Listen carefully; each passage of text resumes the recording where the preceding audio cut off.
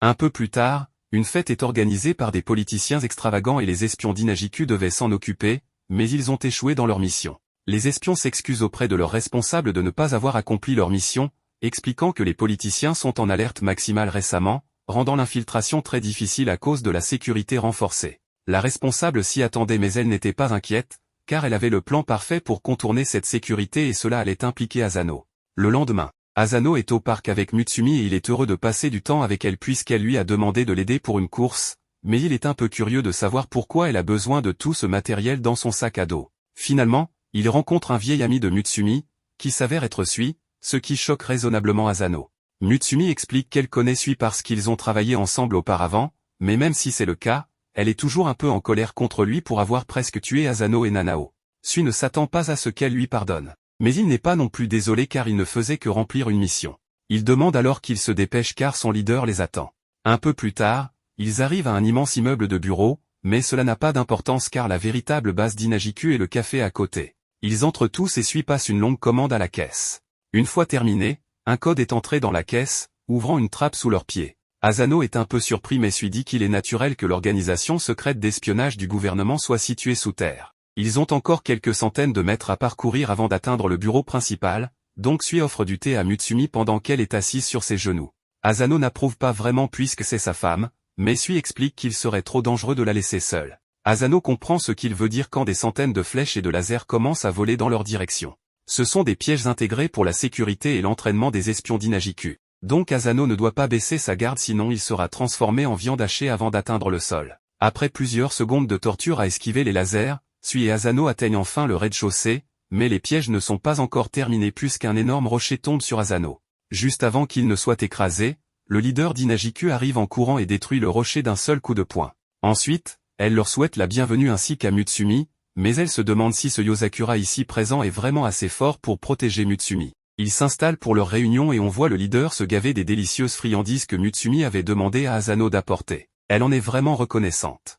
Elle et Mutsumi semblent avoir une très bonne relation, alors Mutsumi explique que Rin était camarade de classe avec Hirukawa et qu'elle organise parfois des goûters avec la famille. Rin n'aime pas entendre le nom de Hirukawa car parler de cet obsédé de sa sœur ruine le goût de son gâteau, mais elle comprend aussi à quel point Mutsumi est adorable, ce qui explique pourquoi elle voulait que Mutsumi épouse quelqu'un capable de la protéger des frasques de Hirukawa. Cependant, elle doute que Asano soit à la hauteur. Elle a entendu de Sui que Asano était un espion médiocre, mais Sui la corrige en expliquant qu'il avait juste dit que Asano était vraiment mauvais en matière d'espionnage, ce qui revient à peu près au même. Mutsumi défend son mari en disant qu'il a autant de volonté que Hirukawa, alors Rin l'accepte comme un fait. Mais avant qu'il ne puisse poursuivre la discussion, Hirukawa fait irruption dans la base. Il avait perdu le signal du traceur GPS qu'il avait sur Mutsumi et il savait que seuls les espions d'Inajiku pouvaient désactiver son traceur. Il est donc immédiatement venu la chercher. Mutsumi sait déjà ce qui va se passer lorsque Rin se lève pour affronter Hirukawa et lui dit de partir immédiatement car sa simple présence pollue l'air. Hirukawa refuse de laisser quelqu'un passer du temps avec Mutsumi à part lui et utilise ses fils pour l'attaquer.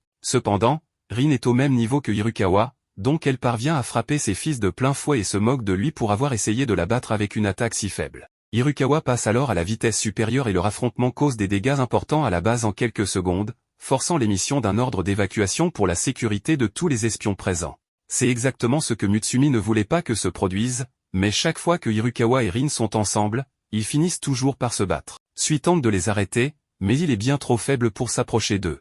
Mutsumi s'interpose entre Rin et Hirukawa et leur dit d'arrêter, mais bien qu'ils l'écoutent, ils sont déjà trop engagés dans leur attaque pour s'arrêter, mettant Mutsumi en grave danger. Heureusement, Asano parvient à tirer Mutsumi en bas avant qu'elle ne se fasse écraser la mâchoire, mais il ne peut pas se sauver lui-même et se fait assommer. Mutsumi est furieuse et menace de ne plus jamais parler à Rin ni à Hirukawa s'il continue à causer des ennuis de cette manière. À la pensée de perdre Mutsumi, Hirukawa tombe inconscient et Rin commence à supplier pour son pardon. En passant, elle doit admettre que Asano est beaucoup plus coriace qu'elle ne le pensait, puisqu'il a survécu à un coup direct de sa part et de celle de Hirukawa. Son opinion sur lui s'est améliorée et elle demande à discuter de quelque chose avec lui quand il reprend connaissance. Elle veut que Asano s'infiltre pour enquêter sur un politicien. Ce politicien a fourni une éducation gratuite, normalisé les pensions et réduit les taxes à la consommation, ce qui lui vaut l'amour du peuple. Mais Rin dit que beaucoup de ses succès ont été bâtis sur beaucoup de sang versé. Il a un triplet d'espions les plus dangereux du monde, rouge, bleu et jaune comme bras droit, qui l'aide avec la corruption, les assassinats et toutes les autres magouilles illégales pour gagner la faveur du public. Avec les prochaines élections générales qui approchent, il prépare quelque chose de grand. Il a habilement réussi à faire passer tous ses autres crimes pour des coïncidences jusqu'à présent, mais ils ont récemment trouvé une de ces mini-bombes dans une affaire sans rapport l'autre jour. Bien que petite, elle est encore capable de tuer une personne à bout portant. Il y en a des centaines en circulation, mais même le contrebandier de bombes qu'ils ont arrêté ne sait rien de leur utilisation future. Leur seul indice est une vidéo de l'acheteur portant une perruque et des lunettes de soleil, ressemblant étrangement au politicien en question. Mais il n'y a pas assez de preuves pour l'arrêter encore. Ils ont besoin que Asano se rapproche de lui pour obtenir les preuves nécessaires avant que des gens ne soient blessés. Asano demande pourquoi ils lui font confiance pour cette mission. Rin explique que Kuroyuri est originaire du Japon, donc il est conscient de l'existence de l'organisation d'espionnage Inajiku et se méfie d'eux. C'est pourquoi ils ont besoin que Asano se déguise en fille pour s'infiltrer. Asano comprend la mission mais ne comprend pas pourquoi il doit se déguiser en fille. Rin lui montre une affiche de recrutement que Kuroyuri a publiée pour une fille aux cheveux noirs, ce qui est exactement ce à quoi Asano doit ressembler. Avant de commencer la mission, Rin rappelle à Asano que le sort de centaines de vies repose entre ses mains, alors il ne doit pas échouer. Asano réussit à se faire embaucher et lors du prochain rassemblement, il est présenté par Kuroyuri à ses fans sous le nom de Yoko Asada. Asano veut juste rentrer chez lui, mais un moment plus tard, des opposants aux politiques de Kuroyuri arrivent et affirment que tout ce qu'il a fait n'a fait qu'élargir l'écart entre les riches et les pauvres. Une émeute éclate à cause de la manifestation et, dans toute la confusion, le haut-parleur manque de tomber sur un homme, mais avant qu'il ne soit blessé, Kuroyuri se jette devant lui et prend le coup à sa place. Il s'excuse si certains ont pu penser qu'il avait des intentions cachées, mais il affirme n'avoir que les intentions les plus pures. Même s'ils sont contre lui, il représente toujours la voix du peuple. Donc Kuroyuri est prêt à écouter leurs doléances pacifiquement. Les manifestants ne le détestent soudainement plus et tout le monde applaudit. Kuroyuri est emmené en ambulance pour ses blessures et il dit à Asano de retourner au bureau sans lui. Cependant, dans l'ambulance, il est révélé que Kuroyuri n'est pas du tout blessé. Tout cela faisait partie de son complot pour obtenir l'approbation du public, et cela a parfaitement fonctionné. Même ses blessures étaient fausses. Après avoir félicité ses espions corrompus, il demande à voir ses nouvelles cotes de popularité qui, comme prévu, sont en hausse. Pendant qu'il célèbre, on voit que Asano était caché là tout le temps. Il a donc la confirmation que Kuroyuri est aussi mauvais qu'il le soupçonnait et il est déterminé à ne pas le laisser s'en sortir. Mais malgré cela, il est presque impossible pour Asano de trouver des preuves de leur crime. Kuroyuri et les triplés apparaissent derrière lui alors qu'il fouille leurs documents. Quand il lui demande ce qu'il fait là, il invente une excuse en disant qu'il voulait juste organiser un peu les choses. En réalité, tout ce qu'il a pu faire, c'est organiser, car peu importe ses efforts, il n'a jamais trouvé la moindre preuve de leur crime, même s'ils en commettent plusieurs devant lui. Avec la menace des bombes toujours présente, il n'a trouvé aucun indice. Asano est vraiment confus sur la manière dont ils peuvent réaliser tout cela alors qu'il les observe tout le temps sans jamais les voir faire quoi que ce soit de suspect. Tout ce qu'ils font, c'est danser toute la journée, même s'ils sont terribles en danse. Cependant, en regardant de plus près, Asano réalise que leurs mouvements ridicules ne sont pas entièrement dus à leur mauvais talent de danseur, mais qu'ils utilisent ces mouvements pour dissimuler un code qu'ils utilisent pour communiquer. Une fois qu'il comprend leur code,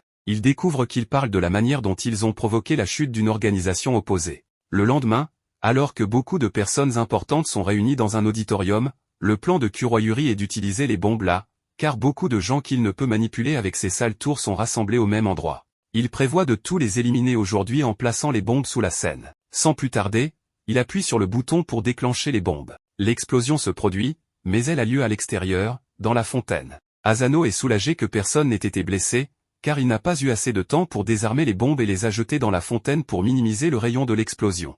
Asano pense qu'il a réussi à stopper les plans de Kuroyuri, mais ce dernier a déjà compris que son assistant devait être un espion, car personne ne pouvait savoir pour les bombes. Sui pointe son arme sur Asano et lui dit qu'il a des bombes de secours au cas où quelque chose comme cela arriverait. Il tire sur Asano à la tête et déclenche ses bombes secondaires. Cependant, bien que ces dernières explosent comme prévu, toutes les personnes que Kuroyuri voulait tuer sont toujours vivantes. Elles étaient toutes protégées par un anti-choc avant de pouvoir être blessées, grâce à Asano. Il a survécu en remplaçant les balles du pistolet de Kuroyuri par des fausses, mais il est toujours en infériorité numérique. Kuroyuri est cependant confiant car il a encore les triplés avec lui. Pourtant, Asano n'était jamais seul. Sui surgit et détruit leurs armes en un instant. Lorsque la défaite devient évidente, les triplés abandonnent Kuroyuri avant qu'il ne s'en rende compte, ce qui le met en colère car il les payait très bien pour rester à ses côtés. Il tente encore de se battre, mais en tant que simple crapule, il n'a aucune chance contre Sui. Maintenant que tout est réglé, Sui demande à Asano d'escorter Kuroyuri au quartier général de Inajiku pour qu'il soit remis à Rin.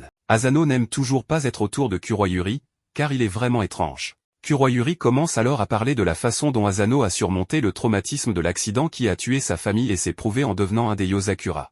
Mais il est vraiment malheureux que Asano croit encore que ce qui est arrivé à sa famille était un accident. Cela attire l'attention de Asano. Et Kuroyuri continue en disant qu'il sait tout sur l'accident de voiture qui a tué toute sa famille, sauf Asano, qui a survécu miraculeusement. Cependant, les miracles peuvent parfois être le travail des hommes. Entendre tout cela rend Asano très curieux. Il pointe son arme sur la tête de Kuroyuri et lui ordonne de tout dire sur ce qu'il sait de l'accident de sa famille. Quelques jours plus tard, Futaba s'entraîne en travaillant les réflexes d'Asano en lui tirant des balles de baseball avec une espèce de mitrailleuse. Asano a du mal à courir tout en les esquivant. Après cette séance d'entraînement éreintante, Futaba rentre chez lui. Là, il trouve Mutsumi en train de regarder un vieil album photo où tout le monde semble très jeune. Mutsumi montre fièrement l'album à Futaba et Asano. Asano lui demande l'occasion de cette photo, et Mutsumi lui répond que c'était pour célébrer l'obtention de la licence d'espionnage de Nanao. Futaba affirme que c'est une tradition familiale de prendre une photo de famille lorsque quelqu'un obtient sa licence. Asano est curieux au sujet de cette licence d'espionnage, et les filles le regardent avec confusion. Ensuite, Futaba sirote du thé tout en expliquant à Asano qu'une licence d'espionnage est comme une carte de membre délivrée par l'Association des espions. Cette association, fondée au début du XXe siècle par des espions, vise à favoriser l'entraide. Chaque année, des examens sont organisés et ceux qui les réussissent obtiennent leur licence d'espionnage. Futaba montre sa licence dorée, qui est le plus haut grade de licence d'espion. Elle explique à Asano qu'une fois qu'un espion obtient sa licence, il peut obtenir des informations et des recommandations de travail de l'association, ainsi que d'autres avantages. Tout le monde commence au rang de bronze et en passant des examens d'avancement, ils peuvent augmenter leur niveau. À mesure que les niveaux augmentent, les missions deviennent plus difficiles, mais les avantages augmentent également. Asano veut passer l'examen de licence, et Futaba l'encourage à le faire. Kyoshiro arrive à ce moment-là, ayant entendu la conversation. Il dit à Asano que c'est bien qu'il veuille passer l'examen, mais lui rappelle que chaque membre de leur famille l'a réussi du premier coup. Il avertit Asano que s'il ne réussit pas du premier coup, les choses iront mal pour lui. Alors, il commence à le pourchasser. Ils entendent Ayaka crier et la trouvent en train de pleurer et de s'excuser auprès de Shion dans sa chambre. Tout le monde demande ce qui s'est passé et Shion explique que ce n'est pas grave, elle travaillait sur un programme. Mais Ayaka a touché les câbles et cela a causé un bug. Soudain, l'écran géant devant elle s'allume et une scène d'horreur d'un film apparaît. Asano panique en voyant cela et se demande quel bug peut mener à ça. Cependant, une seconde plus tard, Mutsumi et Shion comprennent ce qui s'est passé, Futaba est paralysé par la peur. Ses frères et sœurs soupirent en l'emmenant dehors. Futaba est enroulée dans une couverture et Mutsumi révèle qu'elle a extrêmement peur des fantômes car ses pouvoirs ne fonctionnent pas sur eux. Shion raconte comment Futaba a déjà détruit une maison hantée dans le passé. Mutsumi caresse la tête de sa sœur en disant qu'elle redeviendra normale après un peu de repos, mais que c'est plus facile à dire qu'à faire car Futaba est effrayée par le moindre bruit et grimpe sur la tête de Mutsumi lorsque le vent fait vibrer les fenêtres. Shion profite de l'occasion pour parler des prétendues activités paranormales qui se produisent dans la maison récemment parce que Goliath agit étrangement, ce qui effraie encore plus Futaba. Mutsumi arrête Shion avant que Futaba ne s'arrache les cheveux. Après cela, Futaba devient un bébé collant, ayant toujours besoin d'être entouré de ses frères et sœurs. Elle demande même à Shion de l'accompagner aux toilettes. Alors qu'un programme d'horreur s'apprête à passer à la télévision, Shinzo tire sur la télécommande pour changer de chaîne. Kengo essaie de lui jouer des tours et tout le monde le réprimande. Après avoir pris soin de Futaba toute la journée, Mutsumi va se coucher avec elle et demande à Asano de monter la garde pour qu'il puisse dormir en paix. Futaba tremble encore, alors Mutsumi décide de lui lire son histoire préférée pour l'aider à s'endormir. L'histoire est une adaptation moderne d'un célèbre conte populaire japonais. Elle commence par une guerre brutale entre des démons armés et des humains, sans fin en vue. Un jour, une vieille dame trouve un bébé garçon dans une rivière et le recueille. Dès que Mutsumi atteint cette partie de l'histoire, elle s'endort immédiatement, et Asano prend le relais. Il lit l'histoire d'un garçon qui grandit pour devenir l'espoir de l'humanité et finit par tuer son meilleur ami démon lors de la bataille finale. Asano trouve cette histoire un peu ridicule, mais Futaba applaudit à la fin. Elle est redevenue normale et s'excuse auprès d'Asano pour lui avoir montré son côté pathétique.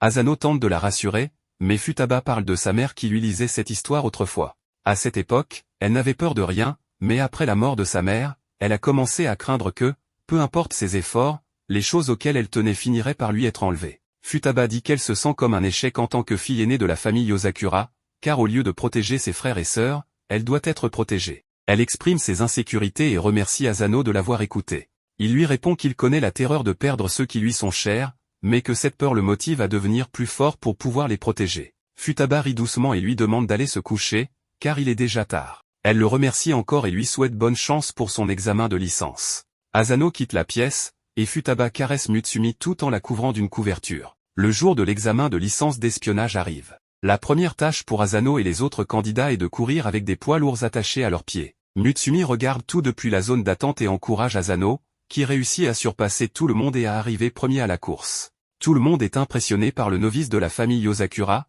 mais certaines personnes semblent mécontentes de lui. Plus tard, Asano mange des onigiri préparés par Mutsumi, qui lui conseille de bien se reposer avant son prochain test. Le gars à la crête qu'il a battu à la course précédente les observe dans un coin.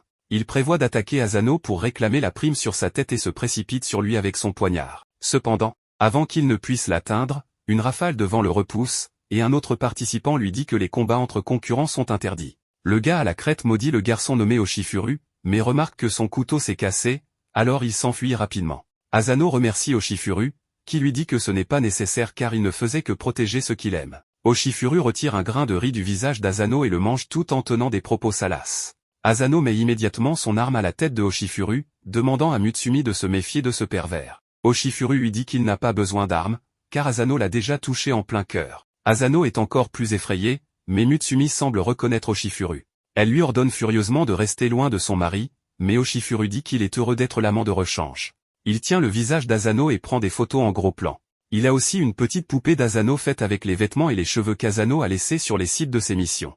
Asano est complètement terrifié, mais l'annonce du prochain test est faite, et Oshifuru le prend par la main et l'entraîne. Le prochain test consiste à se libérer de chaînes sous l'eau, et Asano y parvient facilement. Oshifuru l'attend à la sortie de l'eau en lui disant qu'il est très attirant lorsqu'il est fraîchement sorti de l'eau. Le test suivant est une partie de cache-cache avec des exécuteurs costauds poursuivant les candidats. Oshifuru trouve Asano et le serre fortement, ce qui fait paniquer Asano et attirer l'attention des exécuteurs. Le test suivant consiste à désamorcer une bombe, et Asano réussit avec du temps en réserve. Mais Oshifuru reste toujours dans les parages pour l'embêter. Le test suivant est un examen écrit où ceux qui donnent des mauvaises réponses sont éliminés en étant tirés vers le plafond. Asano a des difficultés à résoudre l'examen, alors Oshifuru lui montre sa feuille de réponse où toutes les questions sont résolues. Heureusement, c'était le dernier test, et l'examen de licence d'espion se conclut ainsi. Tous les participants se trouvent dans la galerie et sont informés qu'ils peuvent désormais récupérer leur licence d'espion. Cependant, le lieu sera démantelé immédiatement pour maintenir la confidentialité, et ils ont un dernier défi à relever avant de recevoir leur licence. Le couloir commence à s'effondrer, et tout le monde se met à courir à toute vitesse. Tandis que d'autres tombent, Asano et Oshifuru parviennent à éviter tous les pièges sur leur chemin. Le type à la crête est aussi là et en profite pour frapper Asano au visage, le faisant tomber. Le sol sous lui est en train de s'effondrer, mais Oshifuru vient à son secours. Il se trouve derrière Asano et agite son éventail, le projetant en avant en sécurité tandis qu'il tombe dans la piscine en dessous avec les autres débris. Cependant, Asano ne veut pas l'abandonner si facilement. Il tient la main de Oshifuru même si le couloir continue de s'effondrer. Touché par sa détermination, Oshifuru utilise son éventail pour créer une rafale de vent qui les soulève doucement tous les deux. Il atterrit sur un sol stable avec Asano dans ses bras et lui dit qu'il a réussi. Asano est confus, alors Oshifuru se présente comme un espion de rang argent et le surveillant de cet examen. Il explique que, bien que les tests étaient conçus pour vérifier les compétences des participants, un surveillant était assigné à chaque participant pour juger de leur caractère. Le petit vieux qui est le surveillant de tête à crête lui arrache sa licence des mains et lui dit qu'il a échoué, tandis que Oshifuru se dirige vers la plateforme et sort la licence d'Asano. Il déclare qu'Asano a un caractère digne de respect et de confiance, ce qui explique pourquoi il réussit le test. Asano est ravi de recevoir sa licence et pense que Oshifuru plaisantait en disant qu'il avait un faible pour lui. Oshifuru dément cela en disant qu'il est vraiment attiré par lui, mais Asano préfère sauter dans la piscine en dessous. Plus tard dans la journée, une fête est organisée pour célébrer l'obtention de la licence d'espion d'Asano. À ce moment-là, Kyoshiro tombe du toit et explique nonchalamment qu'il a créé des passages secrets dans les murs pour espionner Mutsumi. Les murs étant trop fins, alors il a fini par tomber. Cela fait réaliser quelque chose à Futaba, qui saute immédiatement sur Kyoshiro, faisant tomber toutes sortes d'équipements de ses poches. Elle comprend que, tout en espionnant Mutsumi, il utilisait aussi les murs creux pour l'effrayer auparavant. Il essaie de s'expliquer, mais Futaba lui casse plusieurs os avant cela. Avec cela réglé, ils prennent la photo de famille pour célébrer la réussite de l'examen de licence d'espion d'Asano et la mettent dans l'album de famille. Quelques jours plus tard, Asano fait une découverte choquante en ouvrant son sac d'école et en y trouvant un vieil homme à l'intérieur. Le vieil homme lui fait un clin d'œil et lui demande comment s'est passée l'école en sortant du sac. Il commence à parler du fait que la reconnaissance faciale de la maison se réinitialise si vous êtes absent pendant un an et, comme il ne voulait pas avoir affaire au piège, il a simplement sauté dans le sac pour être transporté en toute sécurité. Asano ne peut que le regarder, stupéfait, et le vieil homme lui dit qu'il a l'air assez rigide pour son nouveau petit-fils, Mais le cerveau d'Asano commence enfin à fonctionner et il sort immédiatement son arme, l'enregistrant comme intrus. Il tire sur Ban malgré ses protestations et ce n'est qu'après l'arrivée de Mutsumi pour clarifier la situation qu'il croit que Ban est vraiment le grand-père de la famille Yosakura. Ayaka arrive avec des serviettes pour le vieil homme et il commence instantanément à la draguer. Immédiatement après, il rapproche Asano et Mutsumi en disant à cette dernière qu'elle a trouvé un bon mari avec de bons réflexes. Il leur donne même un cadeau de mariage, une épaisse liasse d'argent. Mutsumi lui demande s'il est venu jusque-là uniquement pour cela, Ban l'affirme, mais prétend qu'il y a autre chose aussi. Il commence soudainement à emmener Asano avec lui, disant qu'il est temps de lui donner des leçons de vie précieuses de la part de grand-père. Cependant, il se retrouve soudainement attaché par les fils d'araignée de Kiyoshiro qui lui demande ce qu'il fait ici. Ban lui demande s'il n'était pas en mission à l'étranger et il répond qu'il a reçu une mission d'urgence de la police pour ramener le détenu évadé de la famille Yosakura. Asano est abasourdi par cette nouvelle information, mais Ban lui dit que les paroles de Kiyoshiro sont trompeuses. Il affirme qu'il est stationné en permanence à l'intérieur de la prison pour agir en tant qu'espion et recueillir des informations des criminels appartenant au monde souterrain. Ban dit qu'il va bientôt retourner en prison, donc il veut juste se détendre pendant quelques heures avant cela. Kiyoshiro refuse sa demande car il sait que le vieil homme est un coureur de jupons qui révèle tous les secrets lorsqu'il est ivre en compagnie de jolies femmes, c'est pourquoi il n'a pas le droit de sortir de prison sauf en cas d'urgence. Il lui dit que ses vacances sont terminées et Ban lui demande simplement de ne pas se montrer arrogant car il est toujours son grand-père. Il se glisse facilement à travers les fils d'araignée et active une bombe fumigène à l'aide de sa montre. Lorsque la fumée se dissipe, Ban a disparu et il a également emmené Asano avec lui. Kiyoshiro reçoit un appel de l'officier de police en charge de Ban qui l'informe qu'il a envoyé Asano pour traquer le vieil homme. Pendant ce temps, Goliath vient voir Mutsumi en tenant une photo d'un homme et d'une femme dans sa bouche, ce qui lui rappelle quelque chose. Plus tard, il appelle Asano et lui parle du super pouvoir de Ban, qui est de manipuler ses os pour une flexibilité extrême. Il a recueilli trop d'informations au cours des dernières décennies et presque tout le monde dans le monde de l'espionnage veut sa peau. C'est pourquoi il demande à Asano d'appréhender Ban même s'il doit le malmener un peu. Heureusement, Asano est avec Ban en ce moment et il se trouve dans un bar exclusif où le vieil homme se vante de sa richesse et de ses informations. Il divulgue des informations top secrètes aux filles et Asano essaie de lui fermer la bouche, mais Ban s'échappe facilement de sa prise.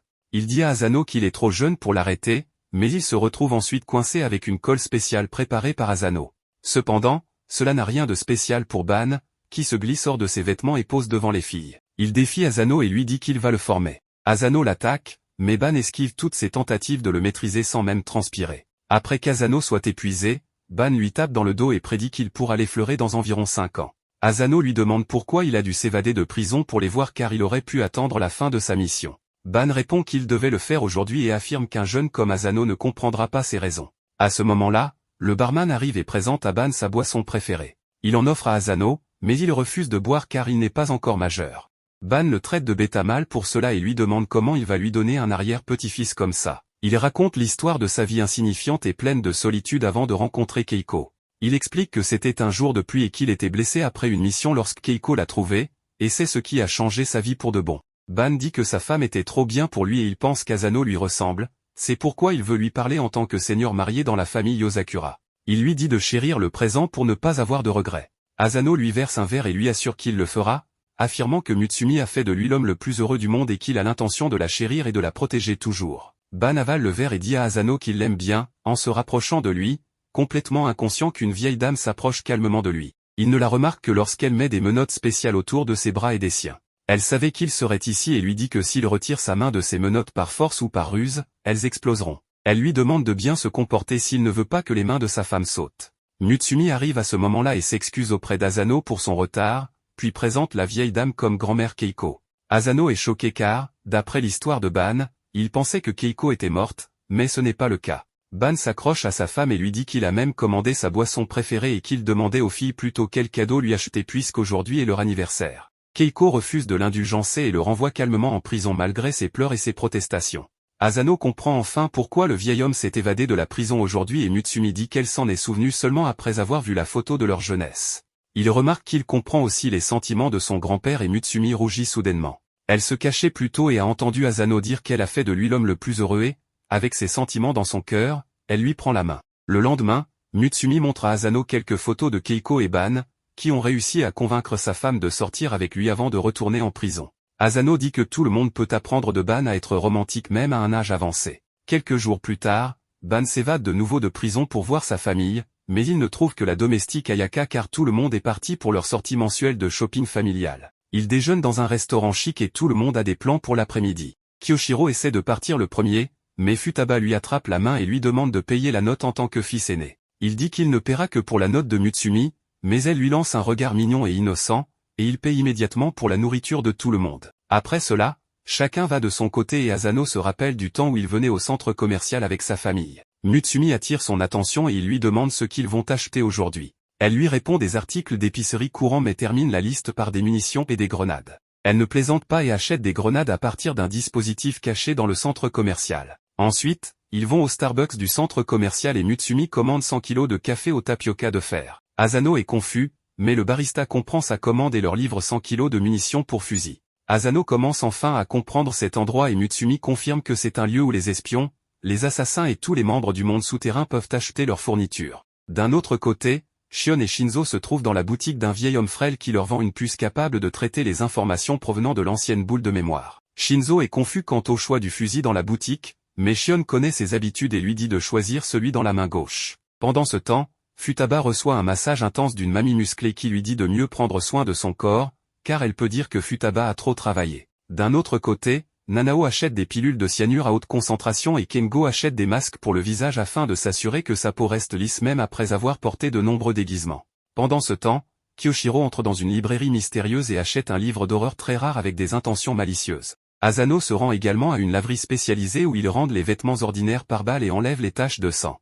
Là, une fille en pleurs attrape soudainement son bras en appelant son père. Asano emmène la fille à Mutsumi et explique qu'elle a perdu ses parents dans le centre commercial. Mutsumi essaie de réconforter la fille nommée Suzu et apprend que des personnes effrayantes ont emmené son père. En entendant cela, Mutsumi devient alerte et appuie sur un code secret dans l'ascenseur pour les emmener au sous-sol secret du bâtiment où ils vendent des choses trop sombres et sinistres pour le centre commercial principal. En arrivant au sous-sol, Asano est choqué car cela ressemble à une scène dystopique. Il continue de marcher et la fille reconnaît la voix de son père criant à l'aide. Son ancien patron tente de le forcer à faire de nouveau leur sale boulot et, lorsque l'homme refuse, le patron essaie de lui crever les yeux. Asano assomme simplement le patron en lui tirant dessus et Suzu est réuni avec son père. Mutsumi dit qu'il devrait partir maintenant, mais il se retrouve soudainement entouré de problèmes. Personne ne veut s'en prendre au chef de la famille Yosakura, mais ils sont conscients de la prime sur la tête d'Asano et se jettent immédiatement sur lui pour le capturer. Il panique alors que les voyous l'attaquent, mais Kyoshiro vient à la rescousse et neutralise les attaquants en un rien de temps.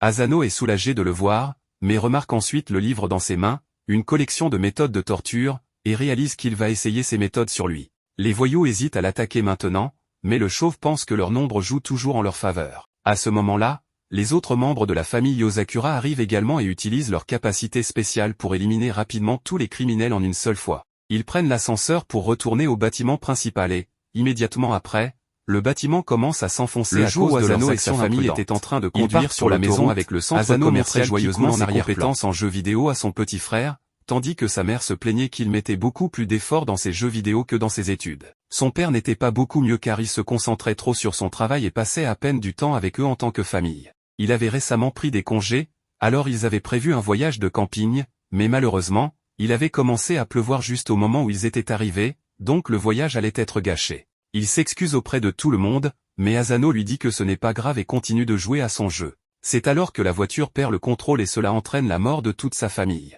Asano se réveille en sursaut de son cauchemar et reste allongé dans son lit pendant quelques minutes en pensant à ce qui s'est passé. Plus tard dans la journée, il se rend dans la chambre de Shion pour qu'elle puisse analyser le dispositif de stockage optique acquis de Kurogao, et d'après ce qu'elle peut en dire, il contient la liste des invités de la réception de mariage de leurs parents. La plupart des invités étaient des civils, donc le mariage devait être ouvert au public et il n'y aurait normalement rien de particulièrement étrange à cela, mais les parents de Asano étaient également sur cette liste. Ils ne peuvent tirer aucune conclusion simplement d'une liste d'invités, mais une chose que Shion sait avec certitude, c'est qu'il devait y avoir une sorte de connexion entre les Yosakura et les Asano avant leur naissance. Asano semble étrangement calme face à cette révélation, mais depuis que Kurogao lui a dit que quelqu'un était derrière la mort de sa famille, Asano s'est mentalement préparé à tout. En ce moment, il est plus inquiet pour Mutsumi parce qu'elle a failli mourir de choc à l'instant. Elle commence à pleurer et dit à Asano qu'elle pense qu'il devrait divorcer parce qu'elle ne mérite pas d'être mariée à lui. Elle est sûre que ses parents sont morts parce qu'ils se sont impliqués avec sa famille,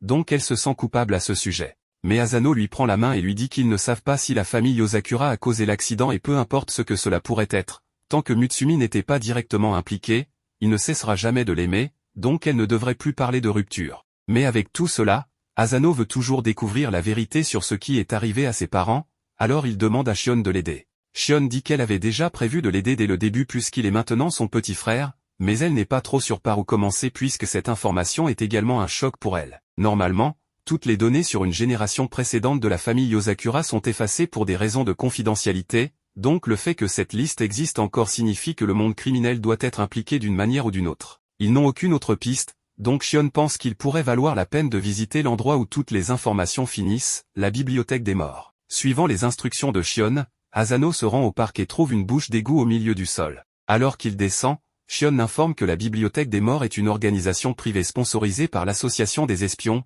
donc les informations y sont hautement fiables et il pourrait être en mesure de découvrir la véritable raison pour laquelle ses parents sont morts. Mais cela dit, Shion lui rappelle d'être prudent car des endroits comme celui-ci ne sont jamais faciles à traverser. En entrant, Asano voit un gars en train de lire un livre et de rire, mais le moment suivant, il se fait poignarder à travers la tête par la bibliothécaire qui prend la politique du silence très au sérieux. Asano est content de ne pas avoir fait de bruit par accident et Shion explique que la bibliothécaire s'appelle Michan et qu'elle déteste absolument que quiconque fasse du bruit dans son territoire. Les pénalités varient en fonction de la force du bruit, donc si vous éternuez, elle vous tuera probablement, mais si vous êtes simplement maladroit, elle vous brisera probablement juste un ou deux bras. C'est une espionne de rang argent, donc Asano ne pourra pas la vaincre dans un combat direct. Sa meilleure chance est de l'éviter, mais ça va être pénible car elle patrouille silencieusement dans la bibliothèque. Tant que Asano ne fait aucun bruit, il devrait aller bien. Même son écouteur risque d'agacer Michan, donc Shion va réduire le volume au maximum. Alors que Asano se faufile dans la bibliothèque, il voit Michan tuer un gars simplement parce qu'elle n'aime pas sa tête, ce qui semble injuste. Asano continue de chercher dans la bibliothèque tandis que de plus en plus de personnes se font tuer pour avoir fait le moindre bruit. Asano fait accidentellement tomber un livre en cherchant et cela aurait suffi pour le faire tuer, mais heureusement, il l'attrape avant qu'il ne fasse de bruit, au grand soulagement de tout le monde autour. Asano continue de chercher, mais la façon dont les choses sont organisées ici est si compliquée qu'il a du mal à trouver quoi que ce soit. Finalement, il trouve le dossier contenant tous les enregistrements civils des 10 dernières années et à l'intérieur, il trouve les dossiers appartenant à son père, Hidasano. Le dossier ne donne aucune information utile à Asano, donc il est déçu d'avoir risqué de se faire empaler par la bibliothécaire folle pour rien. Mais ensuite, il réalise qu'il y a une fente dans le livre pour le dispositif de stockage optique. Il le sort, l'insère dans le trou et une fois qu'il le fait, les pages du livre changent pour révéler un dossier indiquant que la famille de Asano a été éliminée par Tampopo. Le livre initie ensuite une séquence d'autodestruction et dans les secondes suivantes, le livre explose. Le bruit était vraiment fort, donc Shion avertit que Michan va certainement venir le tuer maintenant, alors il doit se cacher pour l'éviter. Asano parvient à esquiver la première attaque de Michan et, suivant les instructions de Shion, il tire une décharge électrique sur une prise, ce qui provoque une coupure de courant dans toute la bibliothèque. À couvert dans l'obscurité, Shion dit à Asano de courir, mais alors qu'il essaie de s'échapper, Michan le rattrape parce que même sans lumière, elle peut le suivre uniquement grâce au bruit que son corps fait. Elle va prendre grand plaisir à le tuer, alors elle charge. En même temps, Shion dit à Asano de se retourner et de courir dans un couloir voisin. C'est alors que Mutsumi a une idée, alors elle dit à Asano de retirer son écouteur et de pointer vers Michan. Une fois qu'il le fait, elle augmente le volume au maximum et crie dans le micro, assommant Michan. Mutsumi avait compris que Michan devait être sensible au son, ce qui explique pourquoi elle est dérangée par les moindres perturbations. Donc, l'écouteur de haute qualité de Mutsumi a pu submerger ses oreilles et la faire s'évanouir. En dehors de l'expérience de mort imminente, Asano a pu obtenir un indice sur les tueurs de ses parents. Il va donc plus tard voir Kyoshiro pour obtenir de l'aide pour retrouver Tampopo. Cependant, Kyoshiro profite de l'occasion pour infliger de la douleur à Asano. Alors que Asano est ligoté, Kyoshiro mentionne qu'il a entendu parler de Tampopo avant et que la famille de Asano n'était pas la seule à en être victime, car ce sont aussi eux qui ont tué la mère de Mutsumi. Kyoshiro a utilisé toutes les ressources disponibles de la famille Yosakura pour les traquer, mais n'a toujours trouvé aucun indice sur eux. Tout ce qu'il sait, c'est qu'ils sont une organisation puissante qui cible Mutsumi et que tous leurs membres ont des tatouages de pissenlit sur leurs mains. Cela a été incroyablement frustrant pour Kyoshiro, mais Asano lui demande de ne pas prendre ses frustrations sur lui. Kyoshiro se calme un peu et mentionne maintenant qu'il doit remercier Asano, car sa révélation récente sur l'implication de Tampopo dans la mort de ses parents l'a aidé à affiner ses propres recherches. Puisque le père de Asano travaillait dans le domaine médical, Kyoshiro a pu découvrir qu'au cours des mois entourant la mort de la famille de Asano, 15 autres professionnels de la santé sont morts dans des accidents similaires. Et la seule chose que tous ces gens avaient en commun, c'est qu'ils avaient tous eu une interaction avec le directeur de la clinique Kawashita Makoto. Il n'est peut-être pas nécessairement le cerveau derrière le complot, mais il est certainement impliqué d'une manière ou d'une autre. Tampopo a tué leur mère, la famille de Asano, et maintenant ils sont également après Mutsumi. Kyoshiro demande donc à Asano s'il aimerait se joindre à lui pour exposer la vérité sur Tampopo et Asano est évidemment partant. Asano se fait passer pour un vieil homme souffrant d'une maladie chronique, comme la maladie de l'homme, ou quelque chose comme ça, et Mutsumi se fait passer pour sa vieille femme, ce qui l'amuse beaucoup. Ils entrent à l'hôpital et Mutsumi s'inquiète car Asano agit vraiment comme un vieil homme, mais quand elle lui demande ce qui ne va pas, Asano explique simplement que Kyoshiro l'a forcé à porter des poids lourds pour cette mission, même si cela pourrait être dangereux. Mutsumi va donc avoir un mot avec lui quand ils rentreront. Asano est appelé ensuite, alors Mutsumi le conduit en fauteuil roulant jusqu'au médecin, et il se retrouve face à face avec Makoto. Makoto lui fait un examen et dit que tout semble normal, mais il est impressionné qu'un vieil homme comme lui ait encore toutes ses dents. Makoto dit à Asano qu'il fera de son mieux pour lui fournir les meilleurs soins possibles, donc s'il a besoin de quoi que ce soit, il doit juste le lui faire savoir. Asano est ensuite emmené dans sa chambre, et rien de tout cela n'a de sens pour lui puisque Makoto semblait vraiment investi à s'assurer que ses patients reçoivent de bons soins. Mais Mutsumi profite simplement de l'occasion pour passer du temps avec Asano et agir comme sa femme. Elle espère qu'ils n'auront plus à faire face à des assassinats et des primes, pour qu'ils puissent passer du temps comme ça quand ils seront vraiment vieux, et Asano pense qu'il pourrait aussi aimer ça. Plus tard dans la nuit, Makoto finit sa journée et rentre chez lui, alors Asano passe à l'action et se prépare à s'introduire dans le bureau de Makoto. Une fois à l'intérieur, il examine l'ordinateur et, bien qu'il ressemble à un ordinateur ordinaire, il a beaucoup de dossiers vides qui semblent déplacés, un historique de navigation impeccable et des systèmes de sécurité inutilement élevés. Avec l'aide d'un gadget technique de Shion, il est capable de scanner le disque dur et de localiser des fichiers concernant quelque chose appelé le projet Somei Yoshino. Cela parle de comment la famille Yosakura est connue pour ses capacités surhumaines, mais le mécanisme derrière est en fait assez simple. Le corps du chef de la famille Yosakura produit une protéine connue sous le nom de soménine, et cette protéine est ce qui permet aux membres de la famille Yosakura de développer des sens et des capacités surhumaines à un jeune âge. Cependant, les effets de cette protéine ne sont pas exclusifs à la famille Yosakura, car c'est également un agent dopant efficace pour les personnes normales. Cependant, elle ne peut pas être créée synthétiquement, donc si Tampopo souhaite la produire en masse, ils doivent mettre la main sur la source naturelle de cette protéine, le cœur de Mutsumi Yosakura. Asano est choqué par cette révélation, mais en même temps, Makoto s'approche furtivement de lui et le plaque au sol avec un scalpel pointé sur lui. Makoto avait entendu des rumeurs, mais il est surpris que l'assassinat de Asano ait réellement échoué. Asano lui demande s'il est celui qui a tué sa famille et la mère de Mutsumi, mais Makoto ne voit aucune raison de répondre à une question triviale comme celle-là, puisqu'Asano sera bientôt mort. Il tente de poignarder Asano à la poitrine, mais le scalpel est bloqué par les poids que Kyoshiro a forcé Asano à porter. Asano repousse Makoto et lui tire une décharge électrique, mais la décharge ne semble rien faire à Makoto. Au lieu de cela, il l'annule et déclenche une grenade éclair avant de fuir la pièce avec l'ordinateur portable et toutes les informations qu'il contient. Asano est déçu que Makoto ait réussi à s'échapper, mais au moins, il a réussi à copier beaucoup de données du disque dur sur la clé USB de Shion. Il sait maintenant quel est le complot maléfique de Tampopo, et pour le bien de Mutsumi, il ne les laissera pas s'en tirer. À son arrivée sur les lieux, la première chose que Shinzo fait est de cibler le méchant avec diverses armes. Après cela, il envoie le protagoniste au loin. Il commence alors un combat au corps à corps et le méchant déclare qu'il a planté des bombes partout dans l'hôtel et qu'il est prêt à les déclencher s'il n'arrête pas de se battre. Shinzo prend une raclée mais reste ferme, disant qu'il attend juste. Soudain, le propriétaire de l'hôtel reçoit un appel disant qu'un terroriste est entré dans les locaux et cause des troubles. Sachant l'existence des bombes, Asano veut évacuer tout le monde de là et, agissant comme un fou, il est réussi. Cependant, on voit qu'un homme mystérieux ne quitte pas les lieux. Une fois l'évacuation terminée, Shinzo commence à se battre sérieusement et sort un gigantesque pistolet à rayon que seul lui et sa famille peuvent utiliser. Le méchant est confiant de pouvoir esquiver, mais Asano a déjà piraté les bombes et les caméras sur place ainsi que l'immobilisation de l'homme. Après avoir dit qu'il a perdu parce qu'il a ignoré son frère cadet, Shinzo tire et vainc son ennemi. Makoto a déjà prévu qu'imiter les pouvoirs de la famille Yosakura ne suffirait pas, mais il déclare qu'il est temps pour un vrai de passer à l'action. Asano pense que c'est fini et alors qu'il s'en va, il trébuche, mais un homme l'attrape. Cet homme dit que le protagoniste est blessé et dit à Asano de prendre soin de lui-même, car s'il a un corps faible, il ne pourra pas protéger les gens qu'il aime. Après cela, l'homme mystérieux par et Shinzo apparaît. Cependant, soudainement, diverses blessures apparaissent sur le corps du garçon et il s'effondre, saignant. Il a été touché par balle à plusieurs reprises et sans les premiers soins de Shinzo, Asano serait déjà mort. Même dans cette situation tendue, Kyoshiro décide de dessiner des images inappropriées sur le visage du protagoniste, alors Futaba le frappe pour laisser Asano se reposer. Tout le monde part, laissant Mutsumi seul avec son mari. Cependant, avant de partir, Nanao laisse une mallette avec elle dans le laboratoire. On voit que Kyoshiro semble inquiet et lorsque Shinzo apparaît, il dit que ce n'est pas de sa faute. Cependant, Il ne s'agit pas de cela, Shinzo veut parler des blessures d'Asano. Soudain, le corps du protagoniste commence à saigner et même avec son oui surdéveloppé, il n'a entendu aucun coup de feu ni ne détecte la présence de quiconque.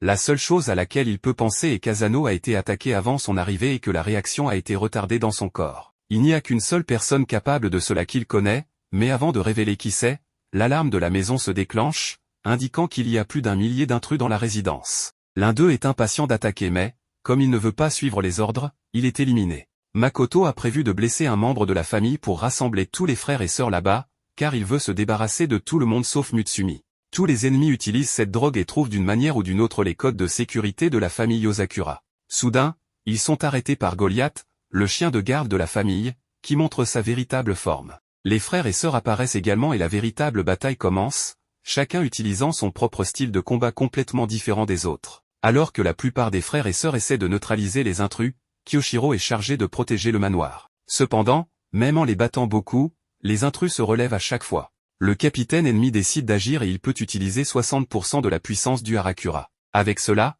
il se dirige vers Goliath, et lui fracasse la tronche d'un puissant coup, l'envoyant valser vers le manoir. Alors qu'il se dirige vers les fils de Kyoshiro, le frère aîné doit les désactiver. Ainsi, le méchant parvient à entrer dans le manoir et avant que Kyoshiro ne puisse faire quoi que ce soit, quelqu'un à l'intérieur active le mode hibernation du manoir. On voit qu'ils savent qui est leur ennemi et que cette personne porte une bague de chef de famille. Ainsi, Kyoshiro dit à ses frères et sœurs de s'occuper des intrus à l'extérieur parce qu'il va récupérer la bague de famille. Quand les lumières s'éteignent, Mutsumi essaie de parler à ses frères, mais toute communication est coupée. De plus, le pouls de Asano devient de plus en plus faible et si elle ne fait rien, son mari va mourir. Pendant ce temps, Kyoshiro trouve cet homme mystérieux et quand il lui dit qu'il n'a plus le droit à cette bague, il l'appelle père. En regardant la photo de sa mère, Mutsumi sait quoi faire, alors elle prend une seringue pour obtenir un peu de son sang. Dans un flashback, on voit la mère de la jeune fille lui dire qu'il y a un pouvoir spécial dans leur sang. Elle dit à Mutsumi que ce pouvoir peut être utilisé pour le mal, mais que de bonnes choses peuvent aussi en découler. Donc, si elle doit jamais utiliser ce pouvoir pour quelqu'un, elle doit s'assurer que c'est uniquement pour la personne à qui elle tient le plus au monde. Elle donne alors son sang à Asano et, tout en pleurant pour qu'il ne la quitte pas, le méchant apparaît. Juste au moment où il s'apprête à l'attraper, le protagoniste la protège en disant qu'il ne laissera personne approcher sa bien-aimée. La bataille commence et le protagoniste a le dessus, mais ce grand pouvoir entraîne beaucoup de douleur dans le corps du garçon. Le méchant comprend ce qui se passe et dit que c'est l'un des effets secondaires du sang des Yosakura. Cependant, Mutsumi apparaît pour le calmer et dit que s'il meurt, elle le suivra. La jeune fille apprend à Asano comment contrôler ce pouvoir et en se concentrant sur ses sens, Asano revient à la normale. Avec tout ce nouveau pouvoir, il lance un coup de poing qui achève le méchant, qui dit que le garçon est un monstre. Kyoshiro veut que son père rende la bague du 9e chef de la famille Yosakura, mais l'homme l'ignore et dit que ses enfants ont l'air formidables et qu'il est fier d'eux. Kyoshiro ne veut pas discuter, alors il va droit au but et demande pourquoi il est allé jusqu'à utiliser le Tanu pour se renforcer. En gros, le frère aîné dit que son père a fait tout cela pour forcer Mutsumi à mettre son sang dans le protagoniste. L'homme dit qu'il voulait que Asano soit un mari assez fort pour protéger Mutsumi, car il tient à sa fille. Ayant atteint son but, il compte partir, mais Kyoshiro a une autre idée. Tout en ordonnant à son père de rester loin de Mutsumi et Asano, il utilise une technique très puissante. Après avoir vaincu le méchant, le protagoniste est serré dans les bras par sa femme, qui est désespérée à cause des effets secondaires du sang. Mais après que Asano l'ait enlacée, elle devient plus calme. Pour gâcher le moment, on voit que Shion réussit à rétablir la communication et appelle Mutsumi pour savoir comment ils vont. Elle informe alors ses frères de la situation et ils décident de mettre fin à tous les intrus. Kengo utilise ses compétences en déguisement pour prétendre être Mutsumi et conduit tous les bandits vers Nanao, qui crée un trou en frappant le sol. Shinzo utilise une de ses armes pour les immobiliser tous et avec sa force monstrueuse, Futaba les expédie tous au loin. De retour avec Kyoshiro, son père dit que le garçon est très fort mais qu'il est celui qui lui a appris ses techniques, donc il sait comment les arrêter. Cependant, Kyoshiro s'y attendait et obtient ce qu'il voulait, récupérer la bague. Revenant au protagoniste, tout le monde est heureux que le garçon aille bien, mais quelque chose se passe lorsque son frère aîné arrive. Les autres retiennent Asano car il est hors de contrôle. Il est dans cet état à cause du sang Yosakura, qui est extrêmement difficile à contrôler. Cela rappelle des souvenirs, car quand ils étaient petits, ils perdaient le contrôle de temps en temps. Pour ramener Asano à la normale, Kyoshiro met les écouteurs de chien sur le protagoniste et dit que la voix de quelqu'un de proche pourrait lui faire retrouver ses sens. Kyoshiro dit à Mutsumi de chanter. Les autres frères et sœurs sont désespérés d'entendre cela et on voit que Kyoshiro voulait juste entendre sa sœur chanter. Puisqu'elle voulait tellement sauver son bien-aimé, Mutsumi accepte et les dégâts sont si importants que même certains oiseaux en meurent. Cependant, le protagoniste revient à la normale et on voit que tout le monde est heureux de son retour. En raison des effets secondaires du sang de Yosakura, Asano éprouvait diverses douleurs dans son corps en se levant. Mutsumi préparait le petit déjeuner jusqu'à ce que Nanao apparaisse et lui remette la recette pour soulager les douleurs de Asano. Lorsque le protagoniste est apparu, il a prétendu ne pas avoir mal, mais les crampes sont revenues. Comme elle n'allait pas à l'école, elle a demandé à Nanao d'accompagner Asano au cas où quelque chose arriverait à son mari. Le protagoniste était nerveux à ce sujet car il serait étrange qu'une personne de cette taille soit à l'école. Cependant, nous découvrons que ce n'est pas la vraie forme de Nanao. En injectant quelque chose dans son corps, Nanao est devenu beaucoup plus petit et nous avons découvert qu'il est le plus jeune de la famille et est allé à l'école avec Asano. Le protagoniste n'en revenait toujours pas. Nanao a expliqué davantage sur ses pouvoirs qui impliquent l'immunité. Il a un corps unique qui peut neutraliser le poison et se renforcer physiquement, même si ce n'est pas facile à contrôler. À cause de cela, il passe la plupart du temps sous la forme que nous avons vue auparavant. Quand il va à l'école, il a besoin d'un médicament qu'il a inventé et qui supprime sa mutation. En arrivant à l'école, le protagoniste a vu que Nanao est bien apprécié par ses camarades. De retour au manoir Yosakura, Mutsumi préparait quelque chose qui semblait extrêmement toxique. En se rendant à sa salle de classe avec ses camarades, Asano a reçu un appel de Nanao parce que le garçon avait besoin d'aide. Avec cela, le protagoniste est allé au laboratoire de biologie et en trouvant Nanao, il a vu que la mutation était hors de contrôle. Pour l'aider, Asano lui a donné un médicament et lorsque le garçon est redevenu normal, Kitasato est apparue. Elle est l'amie de Nanao et fait aussi partie du club de biologie. Inquiète pour sa santé, elle a mesuré sa température avec son front, ce qui l'a rendue très embarrassée. Lorsqu'elle est partie, nous avons vu que la fille n'avait même pas remarqué la présence de Asano, ce que Nanao a expliqué par le fait que la fille n'était pas intéressée par les humains ou tout autre mammifère. Essayant de rester en contrôle, le garçon a pris divers médicaments et, ayant besoin de se calmer, a commencé à réciter la séquence de base de son ADN. Il fait cela pour rester calme car, comme tous les humains ont cette même séquence, il peut penser à lui-même comme une personne normale. Pensant qu'il devrait mettre fin à cette farce, il a envisagé d'utiliser un vaccin permanent. S'il l'injectait dans son corps, il ne serait plus jamais instable, mais il resterait dans cette grande forme pour toujours. Comprenant que Nanao devrait perdre la vie ordinaire qu'il aimait tant, Asano l'a arrêté et en pleurant a dit qu'il l'aiderait.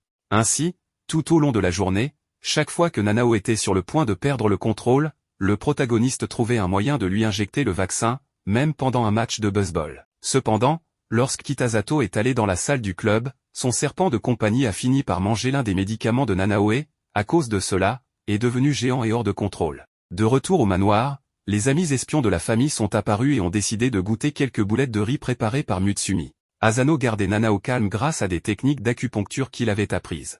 Le garçon était très heureux de l'aide du protagoniste, mais ils ont remarqué que certains animaux du laboratoire de biologie étaient là. En arrivant dans la salle, ils ont vu que Kitasato était par terre et que tous les autres animaux s'étaient échappés de leur cage. Après avoir constaté que la fille allait bien, Nanao s'est rendu compte que le basilic avait mangé l'un de ses médicaments, à cause d'une de ses écailles qui était hors de contrôle. Lorsqu'elle s'est réveillée, la fille a couru après son serpent et Nanao est allé avec elle, tandis que le protagoniste s'occupait des animaux en liberté. Ils sont allés dans un endroit où le basilic avait l'habitude d'aller et Nanao a dû sauver Kitasato car le serpent était confus et attaquait tout ce qu'il voyait. N'ayant pas d'autre choix, Nanao a dû laisser sa mutation se déchaîner et, puisque ses cellules peuvent neutraliser les effets de ce médicament, le basilic est revenu à la normale. Avant que Kitasato puisse voir comment était Nanao, il avait disparu. Asano avait emmené le garçon sur le toit de l'école pour plus d'intimité. En soulageant ses mutations, Nanao a perdu le contrôle, alors il a décidé de prendre le médicament définitif. Il ne pouvait pas contrôler sa propre force, mais quand il était sur le point d'injecter le vaccin, Asano l'a arrêté avec sa main. Ainsi, en l'enlaçant, le protagoniste a dit à Nanao de réciter cette séquence qui le calmait. Avec cela, il est progressivement revenu à la normale et Asano a mentionné qu'il avait un frère cadet. Il a donc dit à Nanao qu'il serait là pour lui comme un grand frère. Soudainement, nous voyons que Kitasato était aussi là et avait tout vu, mais elle croyait seulement que Nanao était capable de métamorphose. Quant à leur proximité, elle ne soupçonnait pas qu'ils faisaient partie de la même famille, mais pensait que Asano voulait rejoindre le club de biologie, alors elle l'a attrapé pour remplir son formulaire d'inscription. En rentrant chez eux, ils ont vu que presque tout le monde était évanoui, sauf Ren qui pouvait manger ses boulettes de riz sans problème. Ainsi, nous avons découvert que c'était à cause de la recette pour aider Asano et que l'effet secondaire des boulettes de riz était de faire s'évanouir la personne. Dans une séance d'entraînement pour contrôler ses nouveaux pouvoirs, Asano n'a aucune chance contre Shinzo qui est extrêmement rapide. Le protagoniste n'est toujours pas habitué au pouvoir des Yosakura, ce qui le rend dangereux de le garder activé trop longtemps. Il doit donc trouver un moyen de vaincre son ennemi rapidement. Soudain, Kyoshiro apparaît et dit à Asano que ce qui rend les Yosakura forts, c'est la raison pour laquelle ils utilisent leur pouvoir. Ayant une mission à l'étranger, le frère aîné doit partir jusqu'à ce que Mutsumi apparaisse pour voir son mari. Elle vient de participer à une tombola et a gagné des billets pour un voyage d'un jour et d'une nuit aux sources chaudes de l'enfer sans fin. À la maison, elle explique que c'est une station pour les membres du monde souterrain et que c'est uniquement sur invitation. Comme le lendemain est le seul jour où presque tout le monde est libre, ils doivent y aller ce jour-là, ce qui rend Kyoshiro triste et désireux d'abandonner sa mission. Cependant, puisqu'il ne peut pas le faire, Futaba l'oblige à partir en mission. Lorsque Mutsumi lui souhaite bonne chance, Kyoshiro se dépêche de terminer la mission le plus rapidement possible. Toutefois, en revenant vers eux, il dit à Asano de ne même pas penser à se baigner avec Mutsumi, sinon il le déchirera en morceaux. Utilisant une voiture modifiée par chien, ils partent pour la station et le voyage est si dangereux que Shinzo a peur. La voiture se transforme même en sous-marin pour les amener à l'emplacement. Asano remarque que les gens là-bas n'ont pas l'air amicaux du tout, mais Futaba dit qu'il est interdit de se battre ou de se tuer à la station. Soudain, en voyant les Yozakura, certains hommes deviennent très en colère car ils appartiennent à un groupe que Kyoshiro a détruit. Ainsi, avec la confusion sur le point de commencer, le protagoniste décide d'agir mais Emma apparaît et les arrête. Elle est la réceptionniste du lieu et les conduit à leur chambre, séparées par genre. Immédiatement, Shinzo et Kengo courent sécuriser leur place près de la fenêtre, ce qui semble être une tradition Yozakura. Cependant, en utilisant sa mignonnerie, elle obtient la place de Shinzo et lorsque le protagoniste mentionne que cela lui rappelle des voyages en famille avec son petit frère, il lui donne l'autre place. En allumant la télévision, Kengo découvre qu'il y a plusieurs films pour adultes et nous voyons que Chien les regarde également même si elle ne les trouve pas intéressants. Futaba éteint la télévision. Pendant ce temps, Mutsumi semble heureuse en regardant par la fenêtre. Sa sœur aînée lui demande si elle en a parlé à Asano et dit que parfois, il est plus facile de se confier loin de chez soi. De retour chez les garçons, ils sont dans un sauna à 300 degrés où elle tient le plus longtemps. Pour le reste de la journée, tout le monde s'amuse beaucoup. Au dîner, les hommes qui détestent les Yozakura apparaissent à nouveau et leur chef renverse sa bière sur Futaba. Cela terrifie les autres frères et sœurs et nous découvrons rapidement pourquoi, très faible face à l'alcool, cela rend la fille ivre et elle commence à jouer avec ces hommes. Shion dit à Asano d'emmener Mutsumi tandis qu'il gère la situation. Ainsi, le couple réussit à avoir un moment seul dans la chambre. Il se trouve dans une source chaude extérieure et Mutsumi invite le protagoniste à la rejoindre. Mais nous découvrons que quelqu'un de dangereux vient d'arriver. Être déshabillé près de sa bien-aimée rend le protagoniste très embarrassé. Mutsumi dit que cela devrait être normal puisqu'ils sont déjà mariés. De plus, alors qu'elle se lève, Mutsumi dit qu'elle a quelque chose à lui dire et le protagoniste remarque une cicatrice sur sa poitrine. Lorsqu'elle était en 6e année, elle a été kidnappée par Tampopo et ils ont presque arraché son cœur. Le cœur du leader des Yozakura est bien supérieur au sang en termes de concentration et peut produire des dizaines de milliers de compatibles à la fois, mais cela produirait aussi des dizaines de milliers de victimes. Mutsumi dit que ce n'est pas une coïncidence que le sang de Asano soit compatible et que lorsque son corps était affaibli, c'était le moment idéal pour équilibrer la puissance du sang des Yozakura. Elle dit que tout cela a été planifié par son père parce que lorsque le manoir était attaqué par Tampopo, Kyoshiro dit avoir trouvé leur père dans la forêt. En gros, l'homme a fait tout cela pour s'assurer que le protagoniste soit infusé avec le sang de Yozakura, même si elle ne connaissait pas la raison. De plus, nous voyons qu'il est celui qui a sauvé Mutsumi cette fois-là et a promis de sauver sa mère. Mutsumi se demande pourquoi son père ne vient jamais la voir et où il pourrait être maintenant. Avec cela, Asano dit qu'ils le trouveront pour obtenir toutes ses réponses et aussi pour qu'il puisse se présenter comme son gendre. Cela rend Mutsumi très heureuse, mais cela ne dure pas longtemps car Kyoshiro apparaît, très en colère que Asano se baigne avec Mutsumi, et veut donner une leçon au protagoniste. Cependant, Futaba apparaît et, comme il est interdit de se battre à cet endroit, il décide de faire une bataille de polochon. De plus, avec les hommes qui détestent Kyoshiro et le reste de la famille qui apparaissent, ils réussissent à vaincre le frère aîné. La scène passe au chef de Hinajiku, puis nous voyons Sui et son ami dans une installation de Tampopo. Ils ont vaincu plusieurs gardes et trouvé une grande quantité de cette drogue à base du sang des Yozakura, mais un piège était tendu, une bombe qui a fait exploser toute la zone. Heureusement, le duo d'espions a réussi à s'échapper, bien qu'ils aient perdu toutes les preuves qu'ils avaient rassemblées. Pendant ce temps, Makoto est avec une fille aux cheveux blancs et lui dit de se préparer car ils sont sur le point de rencontrer quelqu'un de spécial. Du côté de la famille Yozakura, Mutsumi pense à son père jusqu'à ce que Ayaka apparaisse, visiblement épuisé. Ils commencent à discuter, et l'on découvre que tous les frères et sœurs enquêtent sur Tampopo, mais Mutsumi s'inquiète pour son mari. Dans un train, nous voyons le père de la fille en compagnie de Makoto. Il mange, et Momo semble ouvrir une boîte de laquelle sort de la fumée mais il se révèle être un aliment qu'il apprécie. Il parle de quelqu'un qui est dans le train avec eux, et nous découvrons qu'il s'agit du protagoniste, qui fait semblant de travailler sur le train. Asano fait un excellent travail tout en pensant qu'il n'a encore rien trouvé de suspect et qu'il souhaite rencontrer son beau-père. Malheureusement, il laisse accidentellement tomber son arme du train. De retour à l'intérieur, il rencontre une femme à moitié suspendue hors du train. Lorsqu'il la ramène à l'intérieur, nous voyons qu'il s'agit de la même femme qui parlait avec Makoto. Elle récupère l'arme du protagoniste et se présente sous le nom de Shiré. Quand Asano s'éloigne, nous découvrons que c'était lui qu'elle voulait rencontrer. En s'approchant d'une femme qui se plaint de sa fenêtre coincée, Asano remarque plusieurs anomalies, peu importe combien il nettoie, le train ne semble jamais propre, la nourriture est insipide, et tout semble flou. Cela lui fait comprendre que le train a été modifié, et ce qui le confirme encore plus, c'est qu'il n'y a pas de fumée dans le premier wagon. En utilisant une application pour détecter les gaz toxiques, Asano découvre ce qui se passe. Utilisant son arme, il brise toutes les fenêtres du wagon-restaurant du train. En plus d'empoisonner les gens, ce gaz altérait l'apparence de Momo et Makoto. En les voyant, Asano pointe son arme sur la tête de son beau-père et dit qu'il est ravi de le rencontrer. De retour au manoir, Futaba est de retour, et Shion lui montre que Momo et Makoto sont dans le même train que Asano, et qu'une équipe de renfort est en route pour rejoindre la fête. Shiré réapparaît, ayant attiré l'attention du protagoniste, Momo parvient à se placer derrière le garçon. Même ainsi, le protagoniste est sur le point de tirer, mais Shiré utilise ses cheveux pour l'arrêter. Makoto révèle que cette femme a une compatibilité à 100% avec la drogue créée par Tampopo, tandis que le protagoniste a une compatibilité élevée mais avec le sang Yozakura.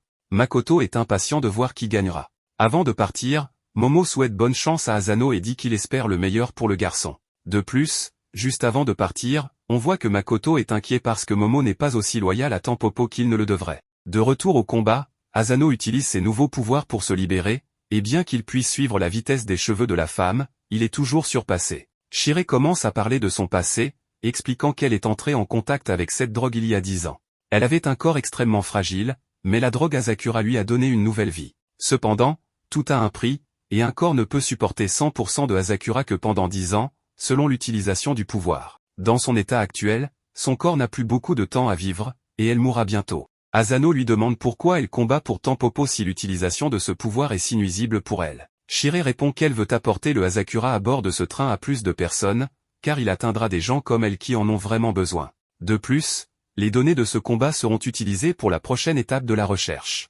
Ainsi, si le protagoniste ne peut pas l'arrêter dans le train, Tampopo dominera le monde un jour. De retour au combat, l'arme électrique du protagoniste ne peut pas endommager Shiré. Il doit donc utiliser la nouvelle forme de son arme, qui se transforme en épée. Le protagoniste est maintenant prêt à gagner ce combat.